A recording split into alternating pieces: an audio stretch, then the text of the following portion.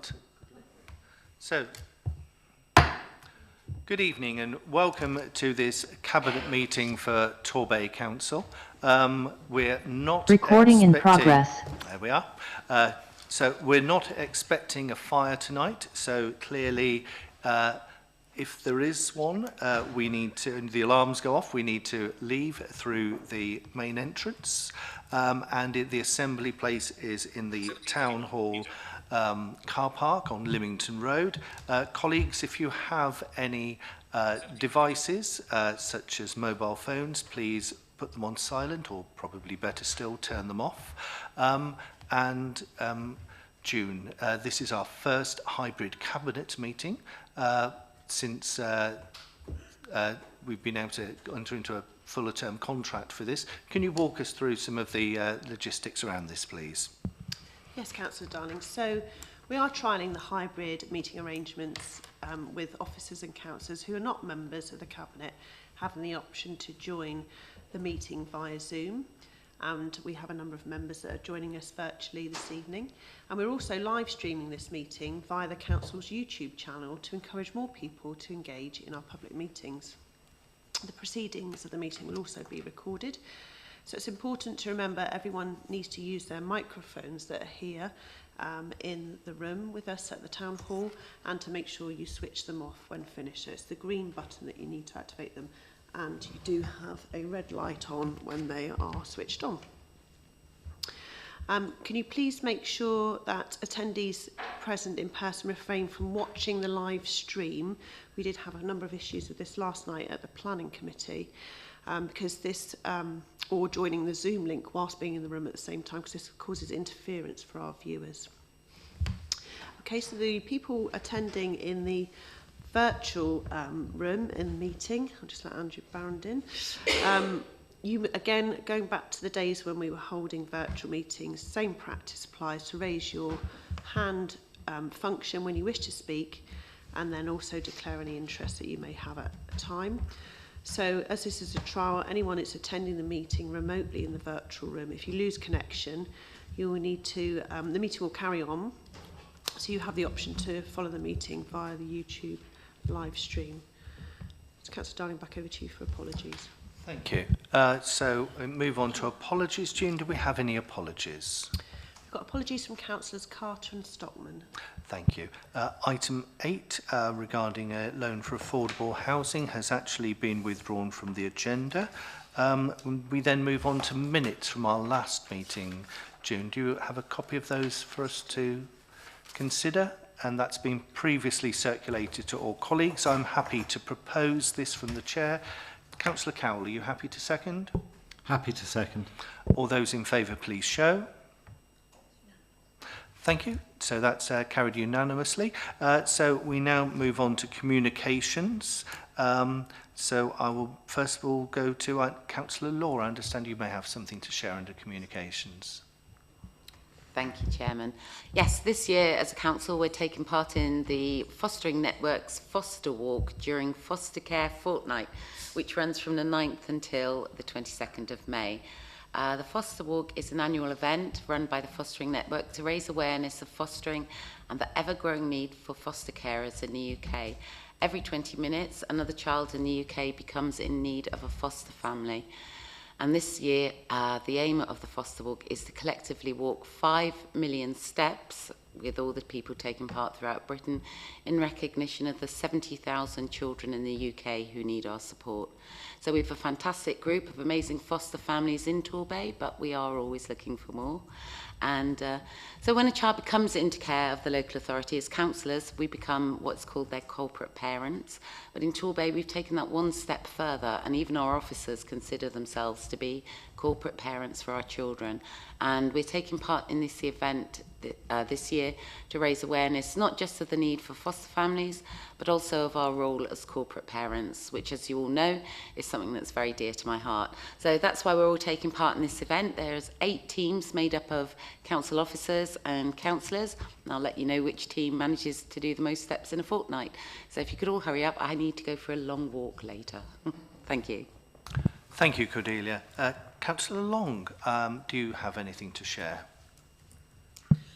Yes, please, Mr. Chairman. There's some breaking news today that Devon is home to 6 of the UK's top 25 B&Bs, with Torquay laying claim to 5 of them, obviously. According to the 20th Annual Traveller's Choice Best of the Best Awards, announced by TripAdvisor, so that's really, really good news that we're scoring so highly in the TripAdvisor Awards. The 5 in Torquay are the 25 Boutique B&B. They're on Avenue Road in Torquay, and congratulations to Julian and Andy who run that. The Elmdene, the Somerville, King's Home in Torquay, the Sanford Guest House in Brixton, your hometown, Councillor Murray, and Stover Lodge in Torquay. There was a most romantic hotel category, and the Haytor Hotel in Torquay is named as number 1 in the UK, so I'll be booking a room there for myself and Councillor Maury later on. So I just wanted to put on record for those awards that I think a lot of the credits must go to the ER Bid Company, because without the support that they provide to the tourism industry, I'm sure we wouldn't be scoring quite so well. And these awards really lay the foundation, Mr. Chairman, of laying the foundations for becoming the premier resort in the UK. Thank you, Councillor Long. So any other hands for any other comments from any other Cabinet colleagues who may want to make any communications, please? June. Thank you. Colleagues, I need to ask about any pecuniary or non-pecuniary interests that elected members may have, if you could indicate, or any officers in the meeting who may have any interest that we need to be alive to, whether they're pecuniary or non-pecuniary. June, do we have any hands up there? No hands raised in the physical meeting room and no hands raised in the virtual room. Thank you, June. So now moving on to urgent items. June, do we have any urgent items? Councillor Dine, there are no urgent items. So if I now pass on to Councillor Long, I understand you're presenting the report in respect to purchasing properties to tackle one of the challenges around temporary accommodation in Torquay and our need to support families in appropriate accommodation. Please do lead on. Thank you very much, Mr. Chairman.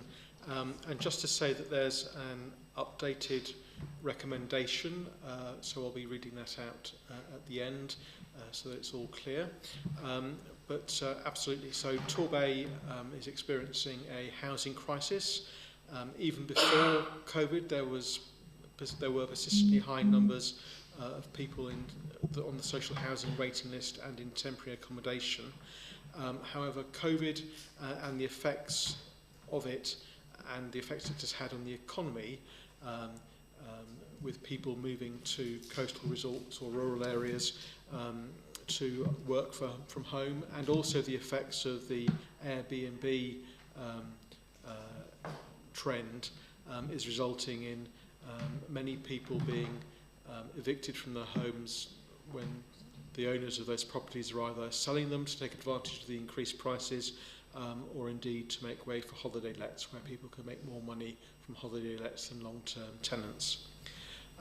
As the report lays out, there has been a staggering increase of 150% in the demand for temporary accommodation in Torquay, and that's for people who have literally just been made homeless.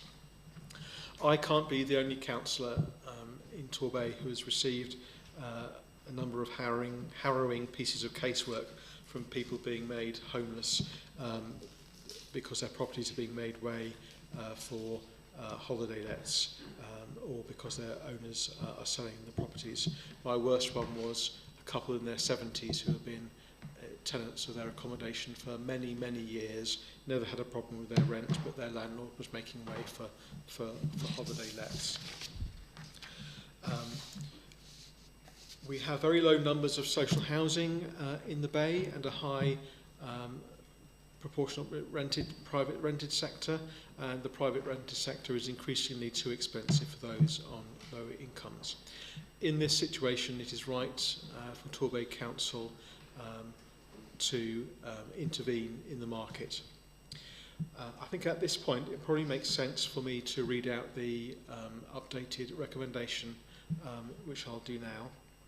And the recommendation is that, subject to final due diligence, the Divisional Director of Community and Customer Services, in consultation with the Cabinet Member for Corporate and Community Services, be authorised to either undertake the required actions to activate the Council's registered provider status and apply for investment partner status with Homes England, or B, which is new, utilise Torvista, who are the Council's own registered social housing provider, to undertake the rapid acquisition of 37 properties within Torquay to urgently meet the need for temporary accommodation. 2, subject to full council approval of the prudential borrowing or use of appropriate capital receipts for the purchase and renovation of properties for temporary accommodation. Little 1, that authority be delegated to the Divisional Director of Community and Customer Services in consultation with the Director of Finance, Cabinet Member for Economic Regeneration, Tourism and Housing, and also Cabinet Member for Community and Corporate Support, to award contracts to successful bidders on the temporary accommodation development and management partner procurement. 2, that authority be delegated to the Divisional Director of Community and Customer Services in consultation with the Director of Finance, Cabinet Member for Economic Regeneration, Tourism and Housing, and Cabinet Member for Community and Corporate Support, to award contracts to successful bidders on the temporary accommodation property management procurement. And new 3, that the Director of Place be requested to prepare a business case setting out the opportunity to use the contractor appointed under this procurement to procure properties for use as social rent in Torquay. Such report be presented to enable the Cabinet to make any recommendations to Council in July 2022, and that the Cabinet recommends to Council 4, that prudential borrowing of up to 10 million or use of appropriate capital receipts to fund the purchase and renovation costs of properties for the provision of temporary accommodation be approved, and that approval for the purchase of individual properties be delegated to the Director of Finance in consultation with the Cabinet Member for Finance. And that's it. Thank you, Mr. Chairman. I so propose. Thank you. Councillor Cowell, I understand you may wish to second. Thank you, Chair, and absolutely delighted to be seconding this proposal and recommendation tonight. Housing in Torquay is in crisis for many people.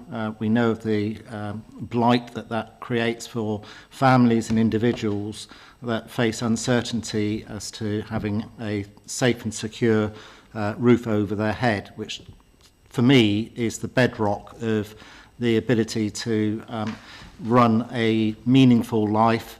It benefits health and well-being and employment opportunities, and etc. All of the things that we know are so valued when we go home to our homes each evening. And I think the Councillor Long has outlined that the huge increase in the need for temporary accommodation, in particular in Torquay, that picture really started emerging during the pandemic, and in particular last summer, when a lot of the B&Bs that traditionally had been used started turning themselves over to Airbnbs, and understandably utilising their businesses to attract tourists to their accommodation. That made it really challenging for us to be able to find appropriate accommodation, and clearly the market has changed significantly from when there was that surplus capacity in the tourism sector. The reliance upon that sector and the private sector in general has meant it's very volatile, and the officers don't know necessarily from 1 month to the next whether the accommodation that they used last month would be available in the future. By procuring these properties in this way, it will give us some degree of certainty, and I'm particularly pleased that we are asking the Director of Place to prepare a business case so that we can investigate buying properties for longer term social rent, which is in such short supply in Torquay. Torquay only has 8% of its housing stock in the social rented sector. That's around about a third of the national average, and that gives an indication of the true degree of crisis. And the comment in the recommendation of exploring Tor Vista, clearly with Tor Vista, there's a real challenge around their capacity at the moment because they are delivering so many projects for us around housing. Whether it's Crossways, whether it's Tourmarine, whether it's St Kilda's, whether it's Tweenaway, these are the projects that we need to get over the line to build on that stock, to give them the headroom to be able to provide suitable accommodation. So I'm more than happy to second this recommendation and the recommendation to full council. Thank you. Thank you, Darren. I understand it's Anne-Marie or Joe for the officers. Do either of you wish to add to what we've already heard this evening? Chairman, if I may, briefly, please. I think it was only to add simply in terms of the procurement that's been undertaken that we have been working on for a number of months, which we had anticipated would support us with our housing temporary accommodation requirements moving forward. However, simply that procurement exercise has not delivered the required quantity for families, and therefore there is the need for the council to be proactive and interventionist in terms of tackling this challenge, recognising that there is absolutely a pace that's proposed as part of this, which goes to the points that Councillor Cow just set out in terms of ensuring that with the multitude of projects that the council and Tor Vista have, that we're able to move this forward at pace. So therefore that twin tracking of the approach in terms of considering the council's registered provider status whilst exploring further with Tor Vista allows us to ensure that this does move forward, Chairman, with the pace that our communities require. Thank you. And my reflection initially is that clearly we took out a circuit breaker last winter by acquiring the use of the Richmond Hotel in Torquay to allow this procurement to occur, and sadly we've drawn the bucket up from the base of the well, and it's only half full with what we need to support our communities. So this is definitely plan B, scaling up urgently so that come September we'll be starting looking at some of these properties coming on stream. Anne-Marie or Joe, I don't know which of you is in a better place, but I don't know if you want to paint a picture a little bit more of what other local authorities have taken this approach and how what has that resulted in, please? So broadly, Councillor Darling, able to advise that our officers have been in contact, excuse me, I'm going to cough, have been in contact with a number of authorities who have recently taken this approach, and it has assisted them greatly with the challenges. Again, like us, it's a position that they've recently moved to within this rather than it being a long-standing approach. But we have been able to learn from them as to how we take this forward over coming months, subject to approval by full council, Chairman. Thank you, Anne-Marie. So colleagues, cabinet colleagues from around the table, does anybody wish to comment or debate at all? Any questions? Councillor Cordelia-Law? Yeah, I'd like to comment on this. I mean, because it's mainly around families, and obviously children and families is my area. So I don't think anyone will deny or dispute the fact that there's a real dire need for these homes in Torquay. At the time of writing this report, there were 4 families in B&B, and the impact on families when they're in bed and breakfast or any kind of temporary accommodation, but particularly bed and breakfast hotels where they do not have their own facilities, you rob parents of the ability to be full and proper parents to their children. You rob children of the ability to be part and parcel of a real family unit. Anyone who's got children been on holiday with them and knows what it's like sitting in that breakfast or dining room in the morning trying to keep them all quiet and not to spill yogurts everywhere, etc., will know how stressful that is. And you know, we have had so many families in this situation.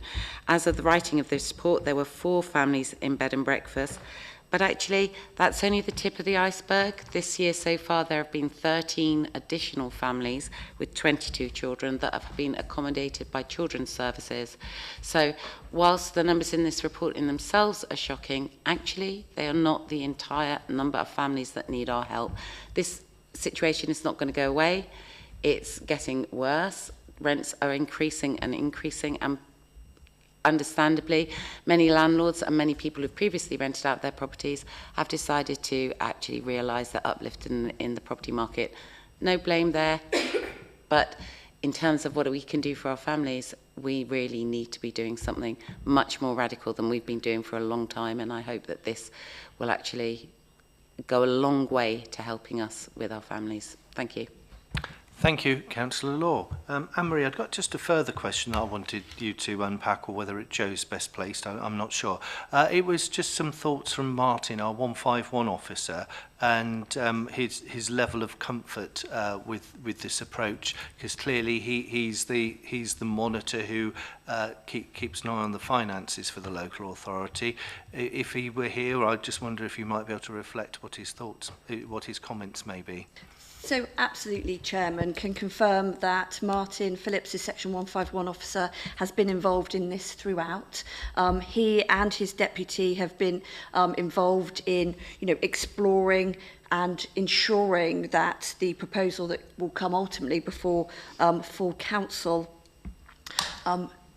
stacks in terms of the numbers, and in terms of, and part of the exploration that's been undertaken is with the companies that would assist us in the initial acquisition and preparation of the property so that they come online in September, that the legal and financial structure of that works, and that the council's position is protected. So absolutely can confirm he's had input into this report and is absolutely supportive of it, Chairman.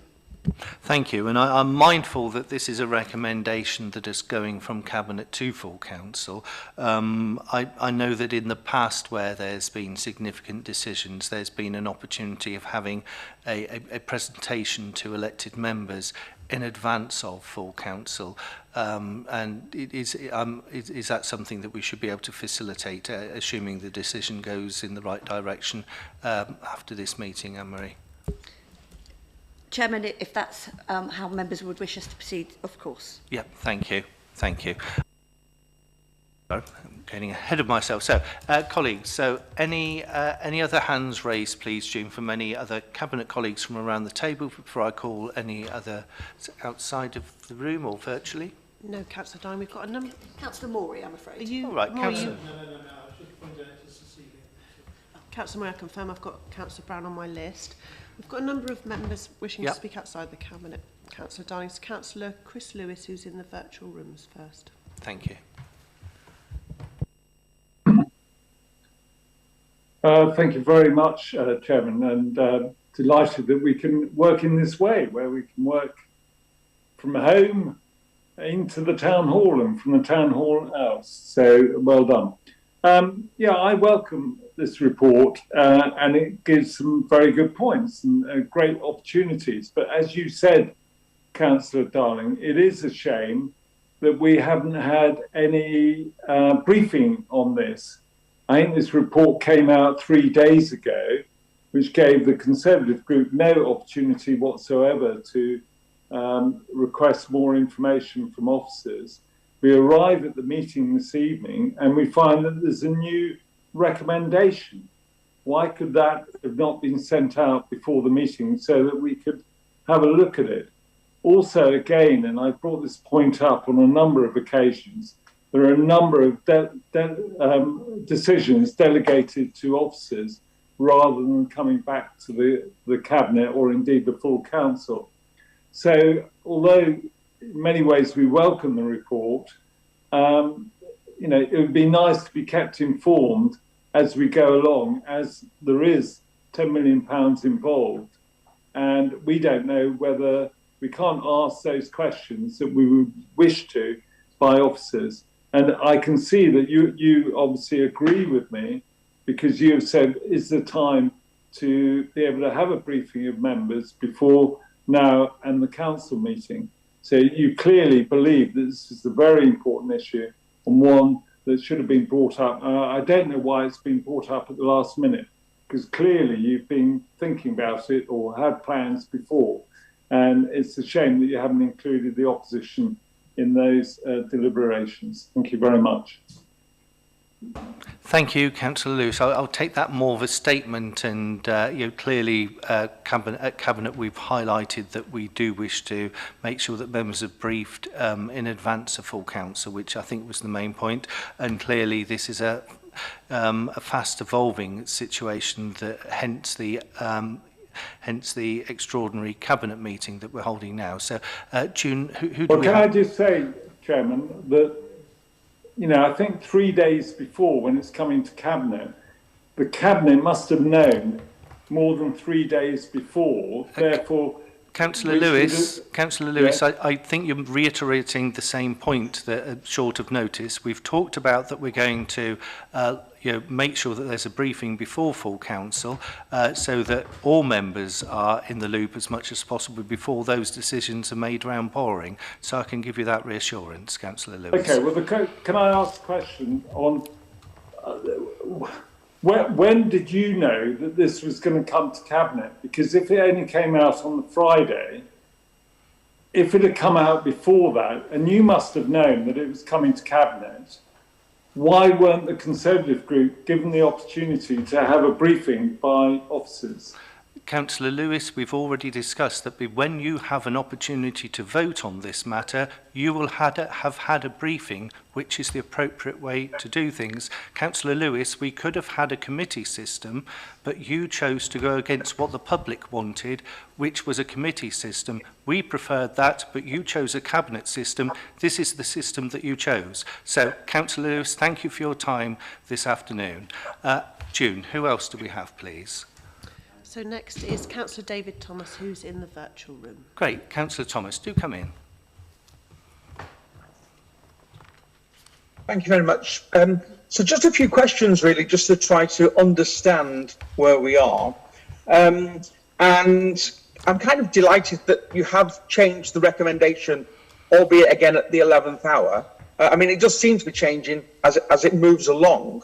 But so 37 properties is a specific number, 37 obviously. £10 million, again, is very specific. One presumes then that you have 37 properties earmarked at something like £270,000 per property. So maybe you could just give us a little bit of an update on that. And do you not think that your original proposal was to effectively run these by the council, with the council being a registered provider? Does that not effectively double up the costs? Effectively, you two of exactly the same team, one in the TDA, Torquay Vista, and one in the council doing the same job. And one would have thought that benefiting from the economies of scale, putting them together, could have produced you some additional savings in operating them moving forward. Thank you, Councillor Thomas. To deal with those in reverse, I think that's why the recommendation is there this evening before us, which is talking about seeing what the best way to play this, whether it is the bespoke provider who is assisting us in the long term with managing them as the local authority as an RP, or whether we engage with Torquay Vista. Colleagues gave serious time to the significant works that Torquay Vista are doing, and particularly around new build, and whilst they have some rental opportunities, it's being realistic with what we have and not being over demanding. But as part of the recommendations, it is around having that open dialogue around those two opportunities post this meeting and post the decision at full council. In respect of the number of properties and the game plan around that, I would remind you that it is up to that figure, not saying that we're going to divide it and spend it appropriately. And that's why we're getting a specialist provider in to assist us with testing the market and making sure how we're going to do.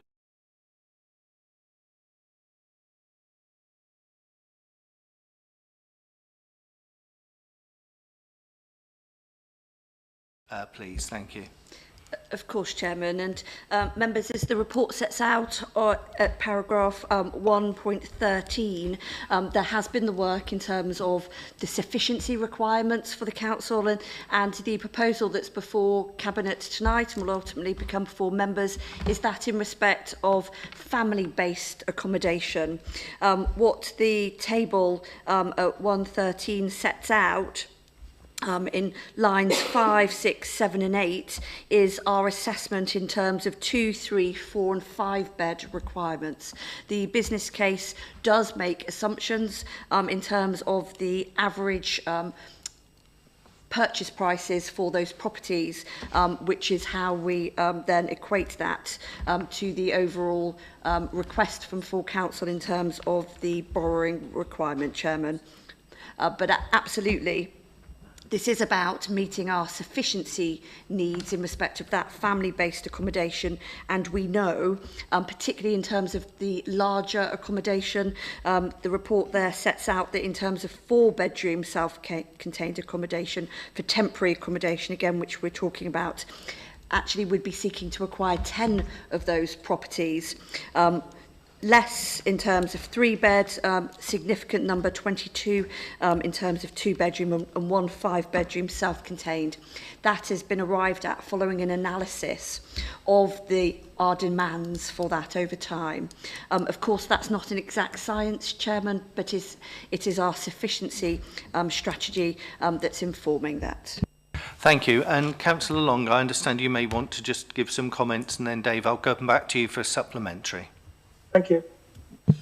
Just to say that the £10 million isn't just for buying the properties, it's also for doing any works necessary to those properties to make them ready for the families that Anne-Marie mentioned. And just a cheeky observation, Mr Chairman, we have had complaints in the past from the Conservative group that they're only allowed 1 question. I just note that Councillor Lewis has asked 3, and you're going back to Councillor Thomas for a supplementary, so that just puts the nail in that coffin. Okay, thank you, Councillor Long. Dave Thomas. Thank you very much indeed, and I do appreciate the opportunity of a supplementary. It's amazing what it can be doing, and it's live streamed, so thank you very much for that, Leader.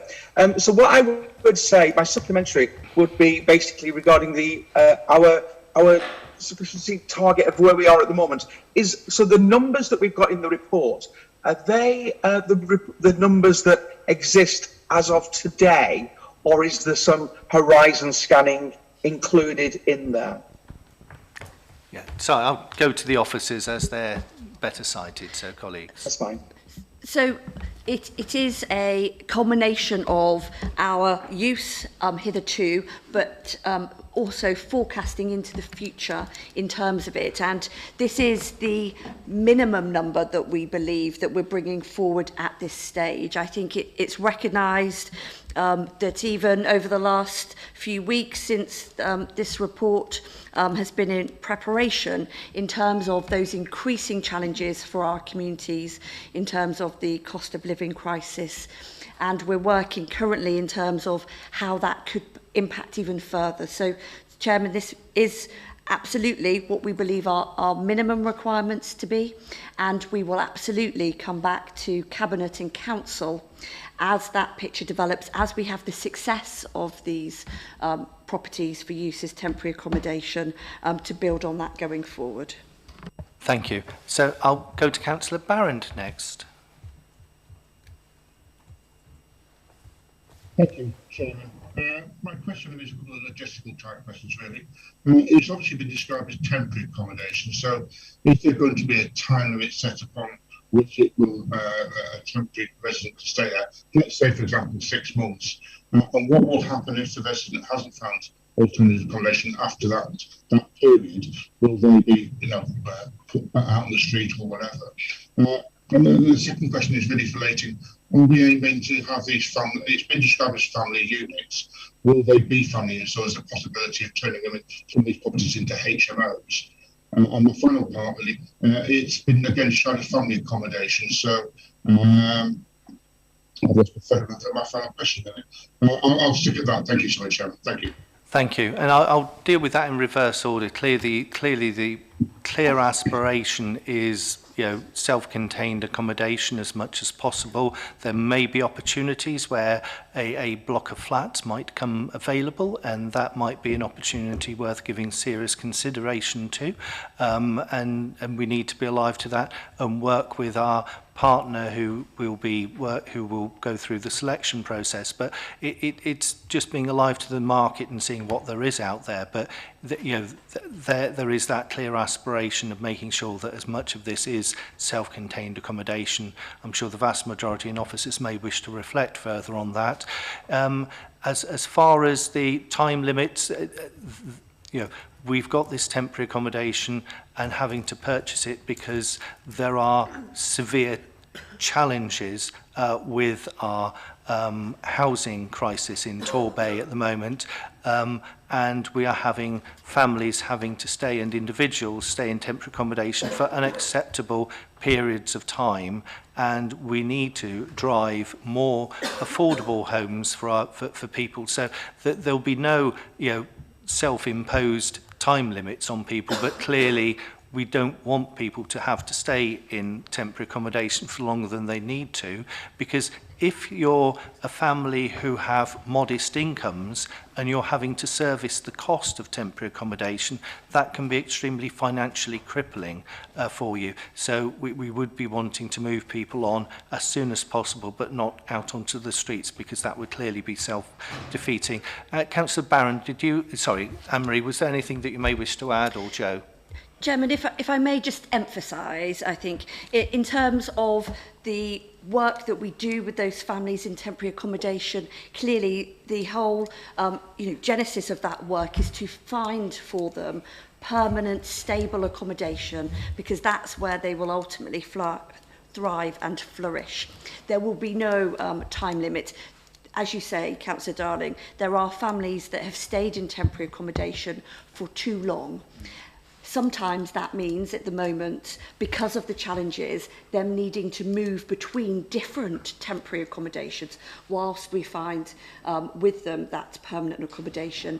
The purchase of these properties will mean that there will be that increased stability for them whilst we're looking. And absolutely, in terms of these will be self-contained properties. There is no proposal for these to become HMOs, as was asked by Councillor Barron. So they will be absolutely self-contained, family-based accommodation.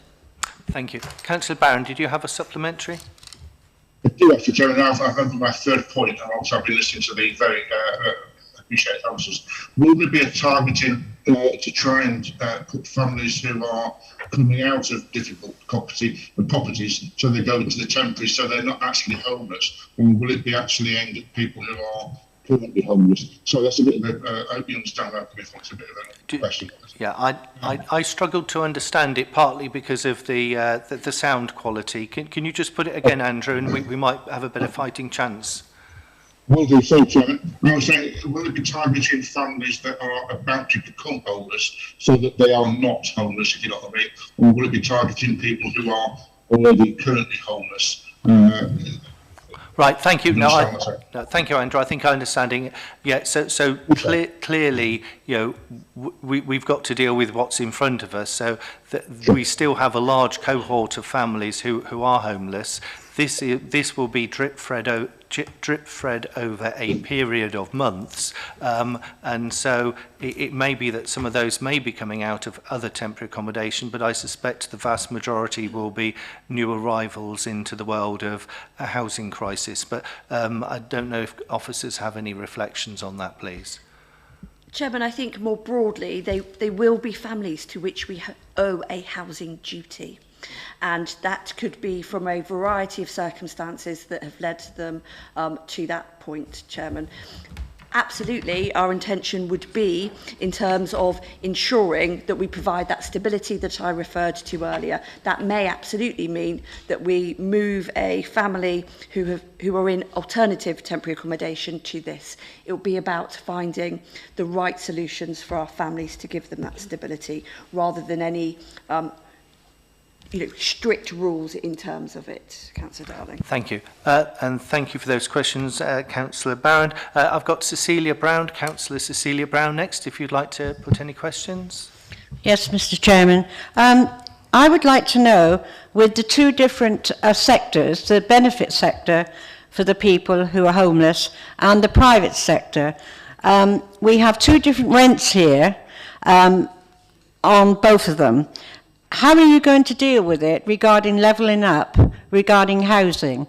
A lot of people have been trying to get houses, one-bedroom flats, which the benefit people are only paying $450 for a month, and the private sector, the other side, are paying £500 to £600, which is the private people for their own flats.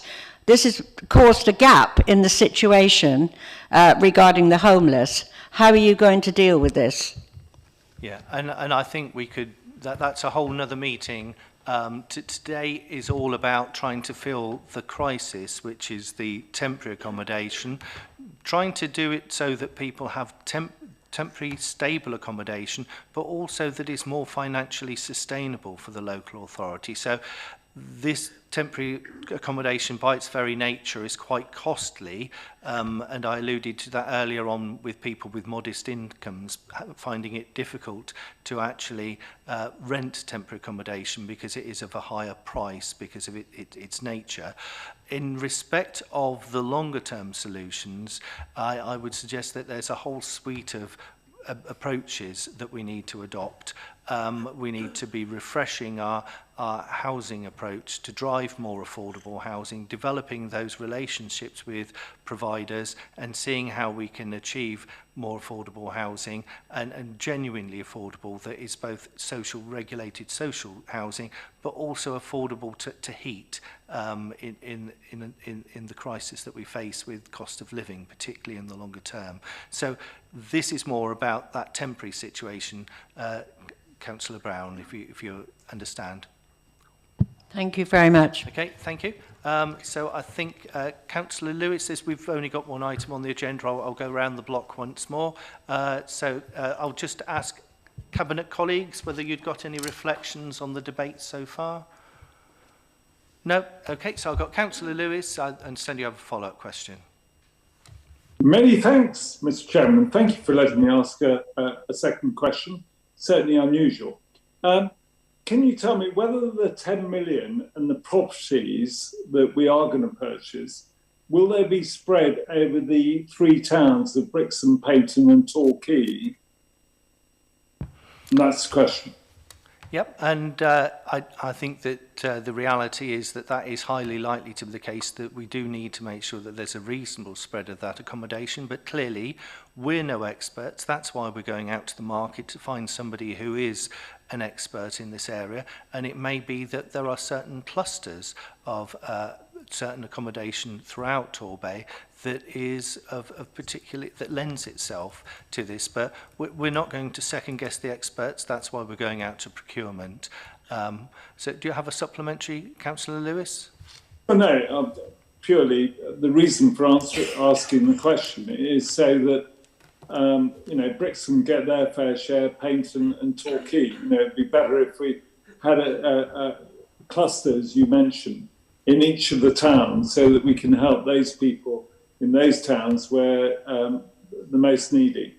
Yeah, no, and I think as you hint at, I think the crucial thing is continuity for families, particularly if you've got school kids and you were living in Brixham, got burnt out of your house and then moved to Torquay, which I can recall a family with that situation. Getting your kids going to the same primary schools is a real challenge. So yeah, it is an aspiration. And June, are there any other hands raised? Councillor David Thomas did have his hand raised, but he's put it down. Well, we won't go Check. fishing. If he's put his hand down, we'll down. Colleagues, any other debate from around the table before we move to the vote? No? Okay. So all those in favour, please show. Chairman, that's unanimous. Thank you. That's unanimous and clearly carried. And that concludes our time together this evening. So thank you, everyone, for your time. Thank you.